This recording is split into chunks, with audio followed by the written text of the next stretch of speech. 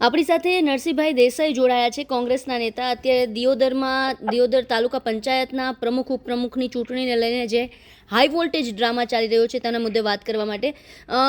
નરસિંહભાઈ, ચૂંટણી બે વખત મોકૂફ રાખવામાં આવી, 25 તારીખે અને 27 તારીખે બંને વખત ચૂંટણી રદ થઈ. અને ચૂંટણી રદ થઈ 27 તારીખે, તેના બાદ બબાલ પણ થઈ હતી. અને હવે જ્યાં સુધી આગામી સમયમાં ચૂંટણીની તારીખો જાહેર કરવામાં આવશે તેવી વાત છે.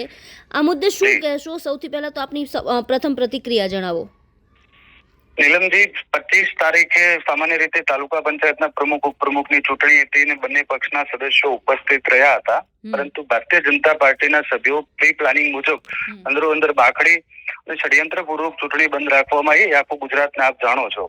એના પછી નવેસરથી 27 તારીખ આપવામાં આવી. 11 વાગ્યાનો સમય હતો. ચૂંટણી અધિકારી બીમારીનું કારણ ધરી એને હાજર ન રહ્યા અને ત્રીજી વખત સમય 3 વાગ્યાનો આપવામાં આવ્યો અને 3 વાગે પણ આ રીતે ચૂંટણી અધિકારી હાજર ન રહ્યા. ચૂંટણી બંધ રાખવામાં આવી. નવેસરથી તારીખ પણ આપવામાં ન આવી.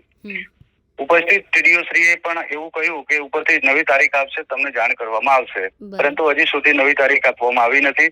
આ બાબતે અમે ગુજરાત નામદાર હાઈકોર્ટની અંદર પણ અમે પિટિશન દાખલ અમારી થઈ ગઈ છે. નામદાર હાઈકોર્ટ ઉપર અમને પૂર્ણ વિશ્વાસ છે કે ન્યાય કરશે અને જલ્દી જેટલું બની શકે એટલી વહેલી ચૂંટણી કરાવી શકે છે.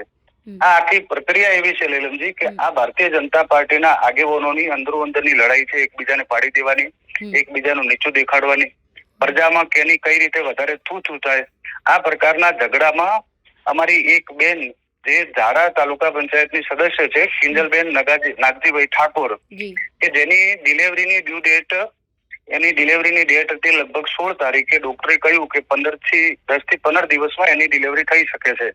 એટલે કે એવરેજ 26 થી 30 તારીખ દરમિયાન એની કોઈ પણ એવરેજ 27-28 તારીખ હોઈ શકે. આ બેનને એમાં આમના ઝઘડામાં જે આ માનવતા આ લોકોએ નેવે મૂકી છે. બેન હેરાન થાય છે. ઉપરલા માળે ચૂંટણી છે, એને દર વખતે પગથિયા ચડવા પડે છે, ઉતરવા પડે છે, 2-2 કલાક ખુરશીમાં બેસી રહેવું પડે. એક મહિલા પ્રેગ્નેન્ટ છે, એની કેવી દુર્દશા થતી છે, એની કેવી પીડા છે, કલ્પના કરીએ તો ધ્રુજી ઉઠીએ છે. એમને માત્ર સત્તાની લાલસા છે, એમને માત્ર સત્તા જુએ છે. માનવતા કે મહિલાઓના નામે વાતો કરતા ભારતીય જનતા પાર્ટીએ શરમ નેવે મૂકી અને સત્તા કોઈ પણ પ્રકારે એન પ્રકારે ખરીદ કરો, ફરોખ કરો, જે કરો તે, પરંતુ સત્તા હાંસલ કરો એ પ્રકારની જે એમની ગંદી રાજનીતિ છે અને હું સખ્ત શબ્દોમાં વખોડું છું. નીલમજી, નરસિંહભાઈ, આ અગાઉ આ મુદ્દે જે તમે ગર્ભવતી મહિલા વિશે વાત કરી, એ મુદ્દે ગેનીબેન પણ અગાઉ વિફર્યા હતા અને આ ઘટનાને વખોડી હતી.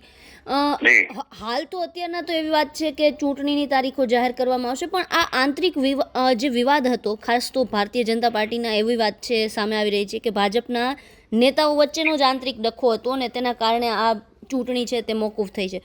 આ મુદ્દે કોઈ વાત કરવા માંગશો? શું આખે વિવાદ શું હતો કે કઈ?